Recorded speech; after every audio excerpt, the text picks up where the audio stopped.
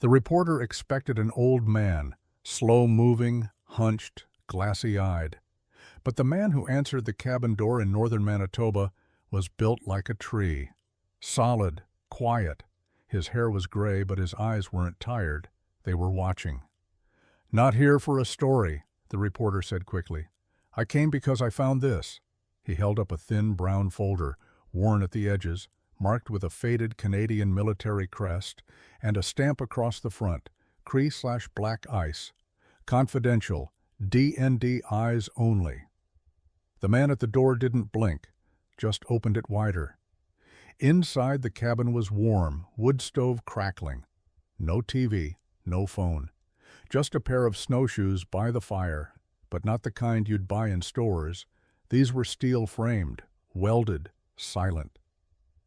He sat across from the visitor, said nothing. The reporter opened the folder. Your name came up in the files. George Wabanakut, enlisted in 42, discharged in 45, no combat record, no medals, no deployments, and yet...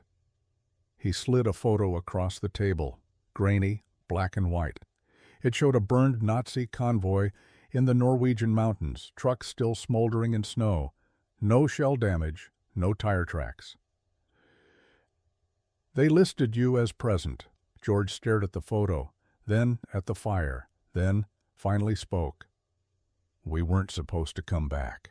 The reporter paused. You mean alive? George shook his head. I mean at all. He stood and walked to a shelf, pulling down a rusted tin box. Inside were scraps, a patch with no unit insignia, a map with no names, and a photo of 4 indigenous men in snow camo. No names, no ranks, just eyes that had seen something no one wanted written down. They told us we were helping the Allies, said we were built for this cold, like it was in our blood. His voice was calm, but his jaw clenched slightly. But what they trained us to do wasn't war. It was silence, erasure. The reporter leaned forward. What did they make you do? George met his eyes for the first time. They didn't make us. They asked. And we said yes. He reached into the tin again and pulled out a small leather pouch, opened it. Inside was a melted Canadian dog tag, scorched on one side, with the letters CW3 barely visible. You want your story? George said. You won't find it in that folder. He tapped the pouch.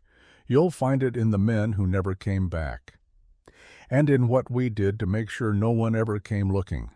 The reporter hit record on his tape deck.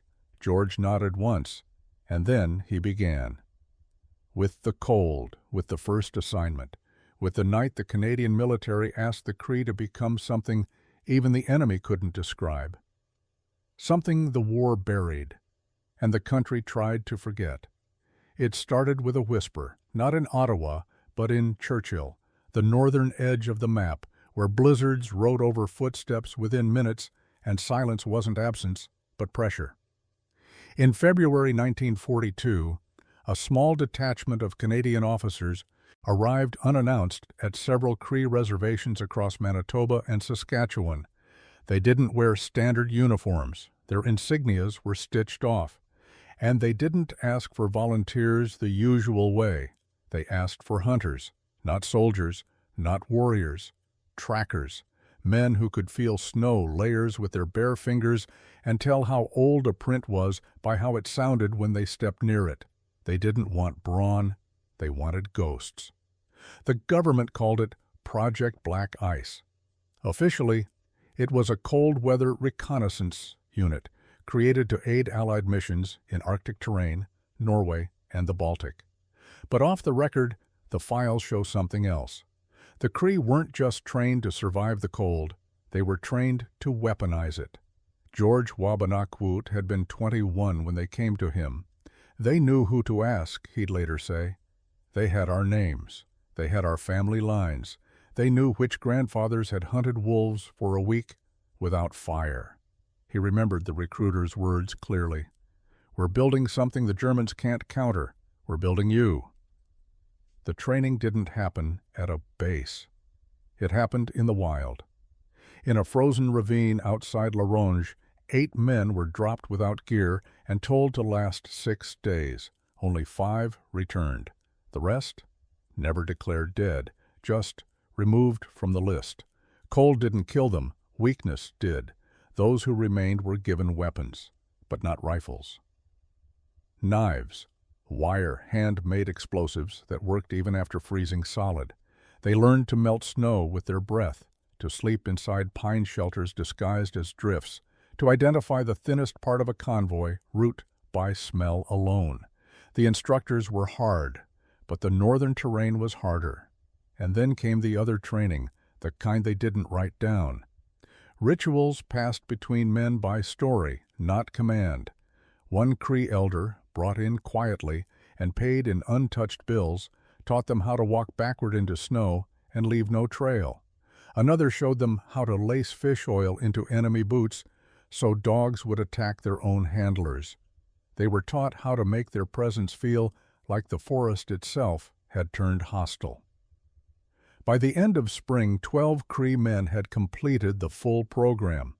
They were assigned no unit patch, no official mission logs.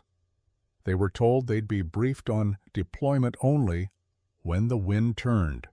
Their first orders came in a sealed envelope delivered without escort, without fanfare. Destination: Norway. Objective: fuel convoys. Directive: deny the road. George opened the envelope.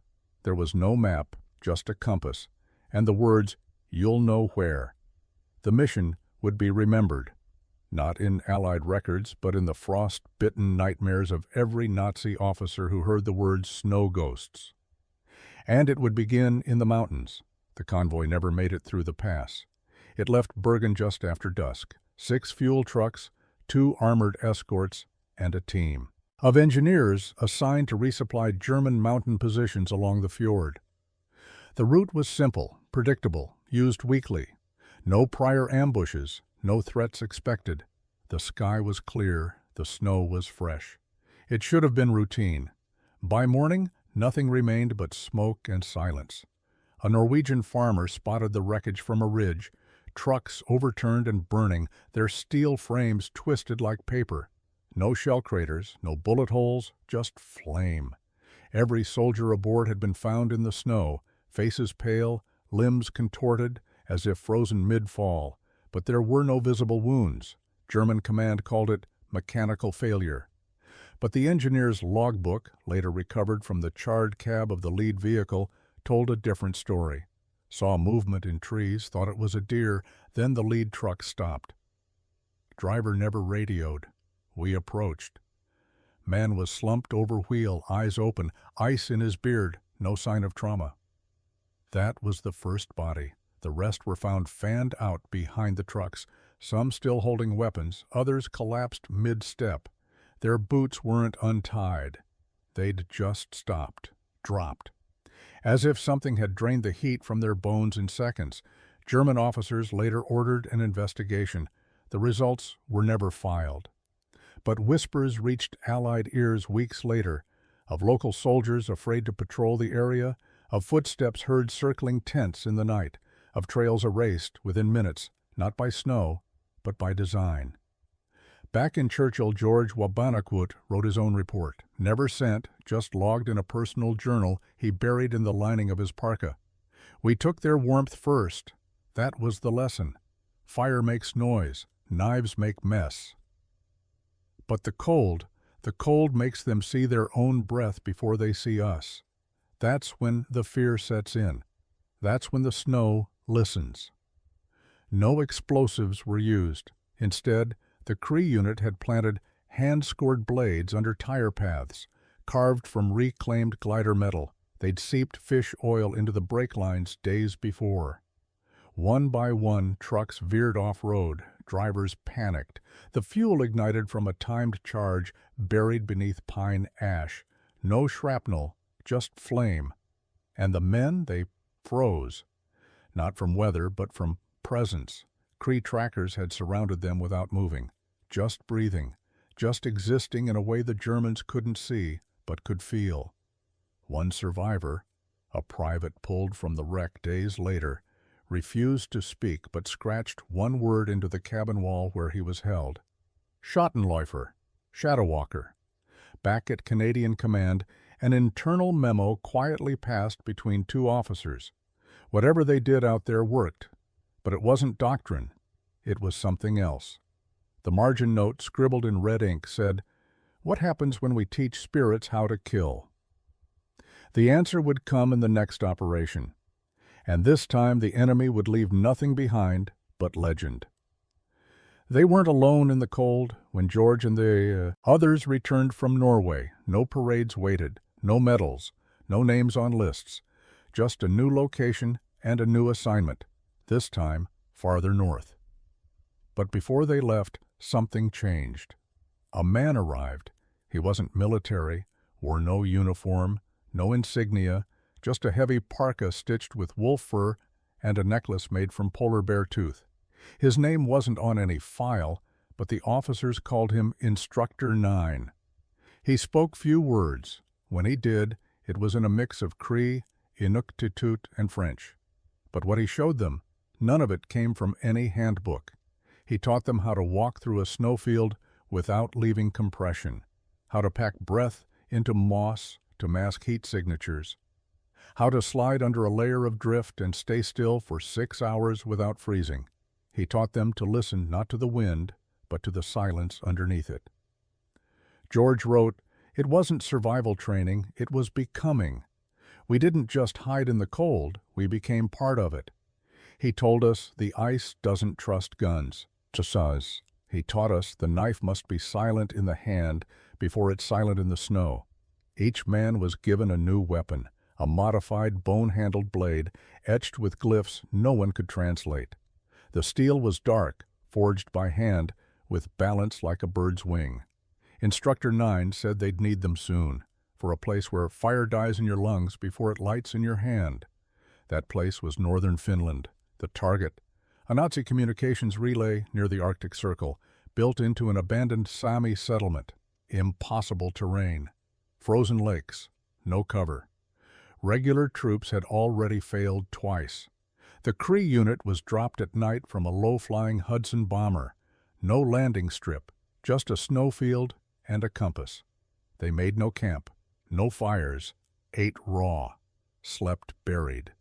Within 72 hours, the entire Nazi outpost was offline. All 12 German soldiers stationed there were found inside their bunkhouse. Doors sealed from within. No wounds, all frozen, eyes open. One man had clawed at the walls with his own fingernails, leaving streaks of blood and frost. A single item was left on the doorstep, a hand-carved bone totem shaped like a raven. The report filed to Canadian Command said only, "Target neutralized, no engagement, no detection." Unofficial notes passed between officers afterward. "Too clean, too quiet. These men aren't acting like soldiers anymore." Instructor 9 vanished after that op. No record of departure.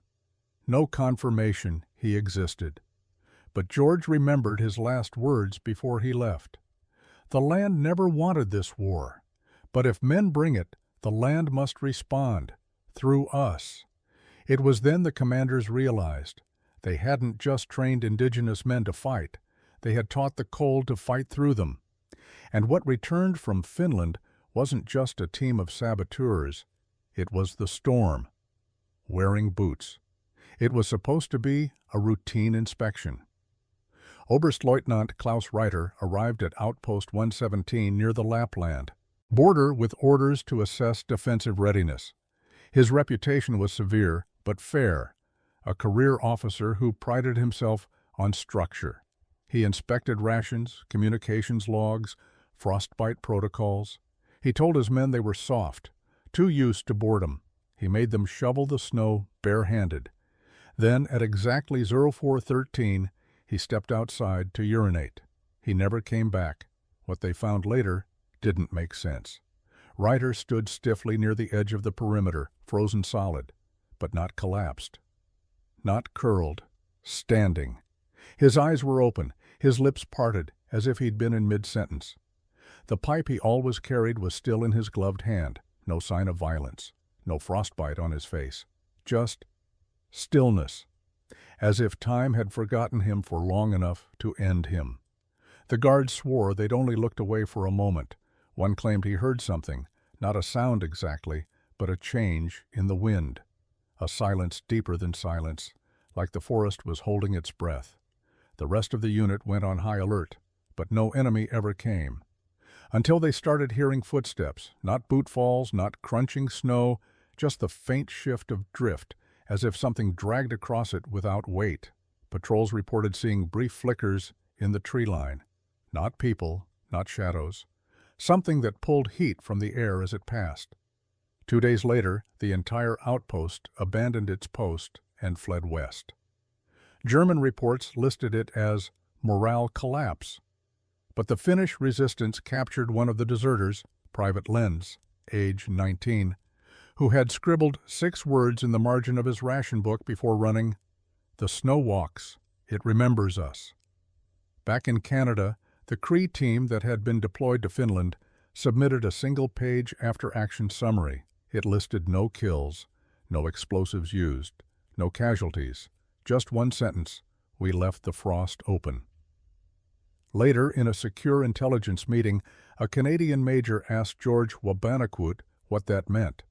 George had smiled, the only time any record shows him doing so. "Means we didn't even touch them. We just reminded the snow they weren't welcome." There was no recorded response from the major. The meeting adjourned shortly after. Unofficial memos passed between intelligence heads suggested grounding the Black Ice program until ethical review of unconventional methods could be performed. But no review ever happened, because that night a courier intercepted a Nazi transmission from deep inside Lapland. The voice was trembling, full of static. "They wear no uniforms, they do not breathe fog, and their blades do not make sound." That transmission would be the last ever recorded from that sector. The Arctic had chosen sides, and it had chosen the ghosts. They didn't want them back, not the way they came. When the Cree unit returned from Finland, there were no debriefs, no parades, no files shared with Allied command. Instead, they were quietly sent to a remote outpost in northern Alberta.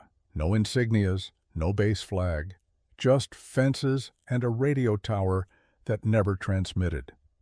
George WWII remembered the silence most. The way the officers avoided eye contact, the way their boots made nervous sounds on wood floors. The men had changed. They moved differently, slower, but not from fatigue. More like they were listening to something beneath the surface of every room. Their eyes were sharp but distant, their hands too still. One night, a young lieutenant assigned to guard rotation went missing. He was found hours later, unharmed, just shaken, sitting in the snow muttering, "They're not cold anymore, that's not human."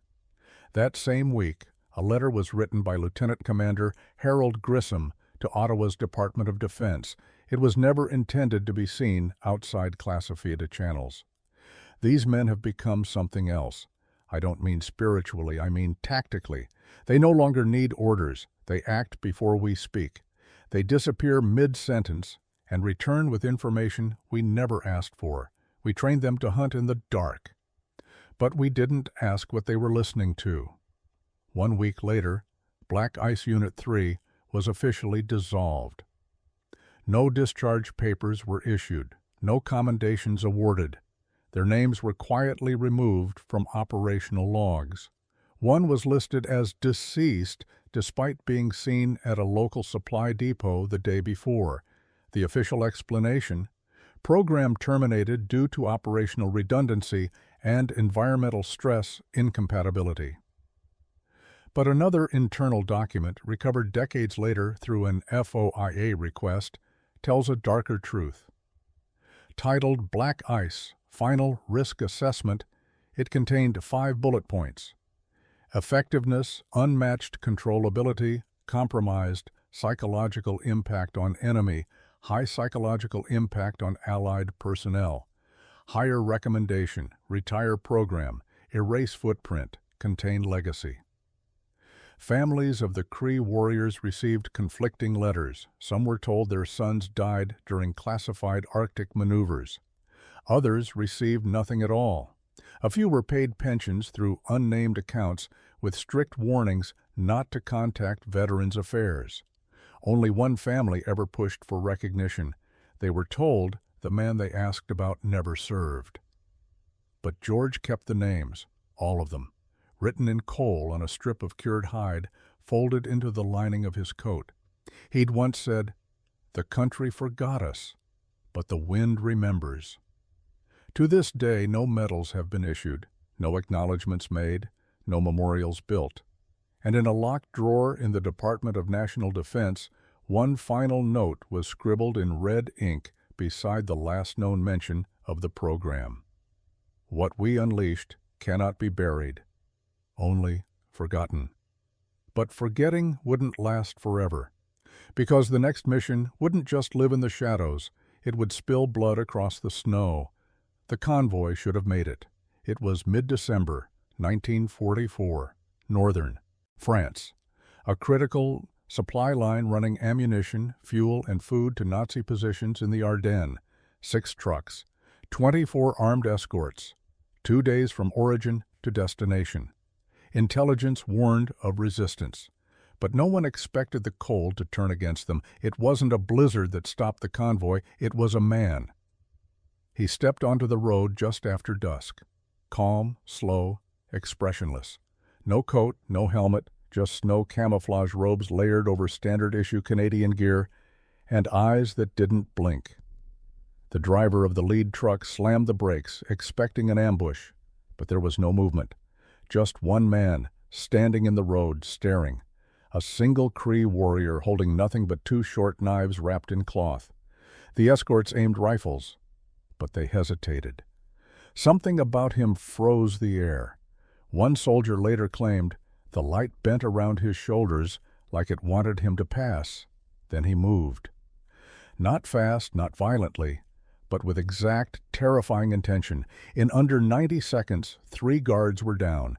No gunfire, no shouting, just silence and steel. One man's throat opened with such precision he dropped before his knees bent. The others ran.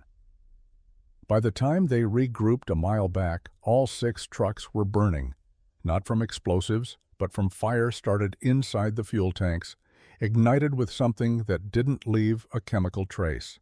Investigators would later note that the pattern of the flames resembled a spiral. The few survivors who were captured alive said the same thing. He didn't run, he walked through the fire, and the snow didn't melt beneath him. A Gestapo agent assigned to interrogate the site wrote in his report, "We assumed this was a coordinated Allied ambush, but there were no other footprints, no shell casings, and none of the weapons were stolen, only the food." In Ottawa, the report arrived under a courier seal marked Black Ice, Field Reference Number 72, Lone Operation Confirmed. Colonel Everett Dunn read it and turned pale. "I thought they disbanded the unit," he whispered. A younger officer corrected him. "They did?" Dunn nodded slowly. "Then he's not following orders." Outside the building, snow began falling. Meanwhile, in a clearing far from the convoy site, a small stone sat half buried in the snow. Etched onto its surface with a blade was a message in Cree syllabics. Loosely translated, "If you do not feed the land feeds on you." The man with ice in his eyes was gone before sunrise. But something had changed. He was no longer part of a program. He was a message, one that only the cold could carry. They didn't come for conquest. They came to make the night long. December 26, 1944. The Battle of the Bulge was at full intensity. Allied forces were battered. German counterattacks were tearing through the Ardennes under the cover of snow and fog. Command feared supply lines would snap within days. Then came a whisper from the Belgian front, an Entire German logistics unit, more than 40 men, had vanished overnight. No shots, no flares, no explosions. Just an empty trail of bloody snow winding through the forest, scattered rations, torn boots, and silence. At first it was assumed to be a partisan ambush, but when the recovery team arrived, what they found didn't match resistance tactics. There were no blast craters, no bullet holes, only close-range kills, clean, precise, and brutal.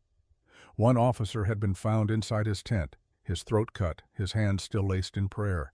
Another lay face down near a frozen creek, a knife driven through the back of his neck, blade buried to the hilt. The strange thing? The snow beneath him wasn't disturbed. No tracks, no drag marks, nothing. And every fire pit had been snuffed out, not with water, but snow packed so precisely it had suffocated the flames without melting them. The German command issued a code, Black Alert. Non-standard enemy tactics. Report all anomalies. Do not patrol alone. Whispers returned from the forest.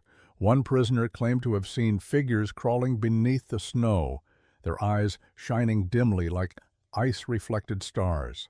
Another said he woke to find all his ammunition buried and a feather laid gently across his chest. The files were reviewed later by Canadian intelligence. What caught their attention was the insignia drawn in blood on one of the overturned trucks, a mark that matched the private blade etchings used by the original Cree saboteurs in Finland, a spiral made from 5 notches. It wasn't a threat, it was a calling card. George WWII's journal entry from that week read, "The Germans brought tanks into a land that doesn't want them. We brought silence. We brought the wind. The snow did the rest.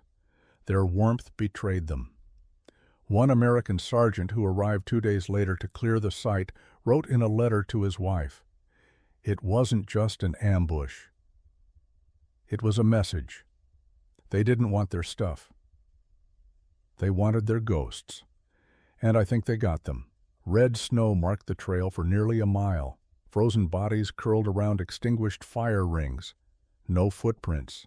No shell casings. No sign of retreat. Just quiet. It was the deadliest single-night infiltration of the entire Belgian campaign. And not a single Cree operative was ever officially acknowledged. In the wake of the mission, a secret joint Allied memo circulated briefly, then was locked away. Cold is now considered a viable tactical vector. Subject requires no reinforcement. Subject leaves no echo. Subject may no longer require orders. They had become something else. Not units, not men, but winter, sharpened, and war had made them necessary. By 1954, the war had been over for nearly a decade, but not for them. In a sealed basement room beneath the Department of National Defense in Ottawa, a final report was written. Its cover was plain, no insignia, no color, just a hand-stamped label in block ink. Echo Hunters, Indigenous Sabotage Program Evaluation.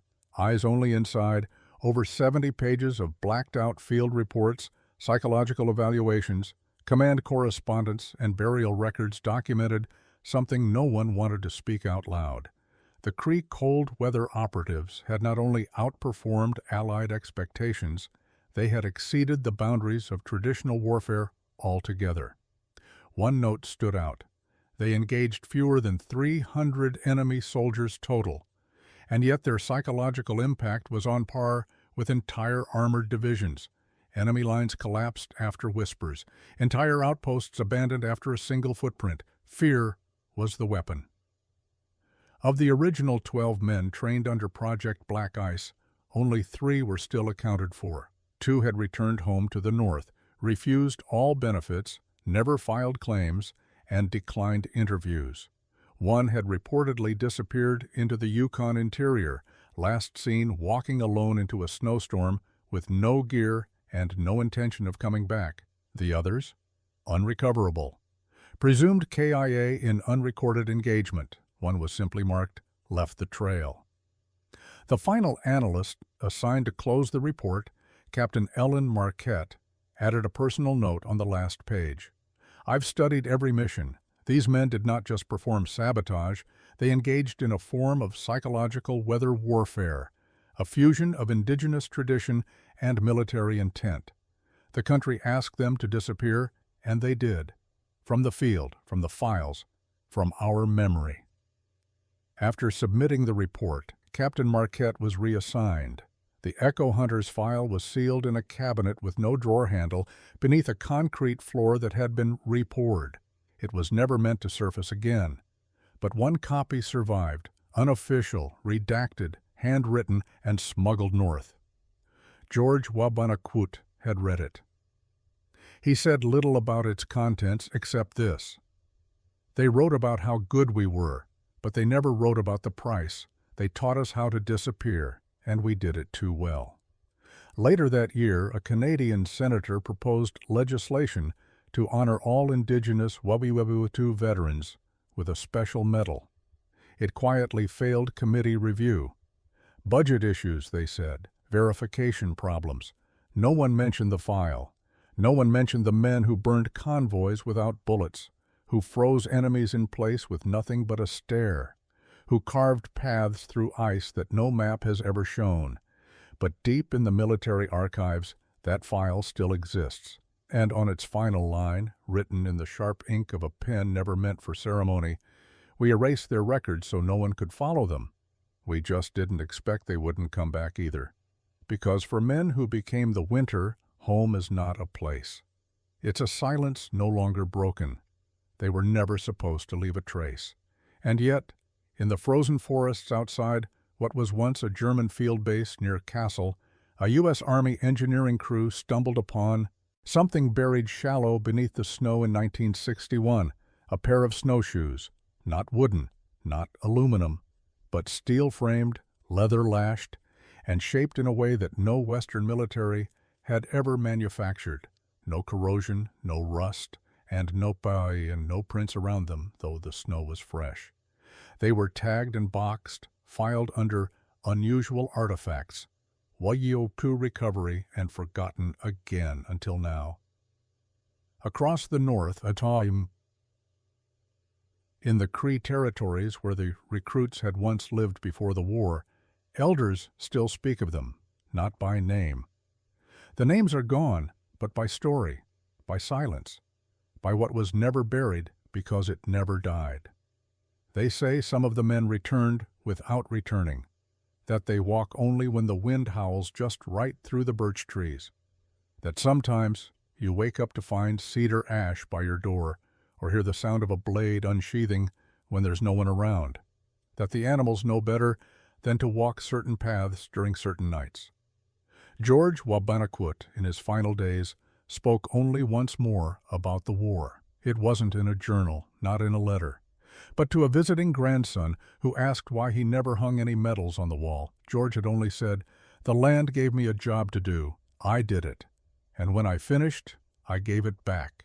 Then he opened an old drawer and pulled out something wrapped in wolfskin, a small iron tag, pitted and burnt, with nothing on it but a spiral and 5 notches.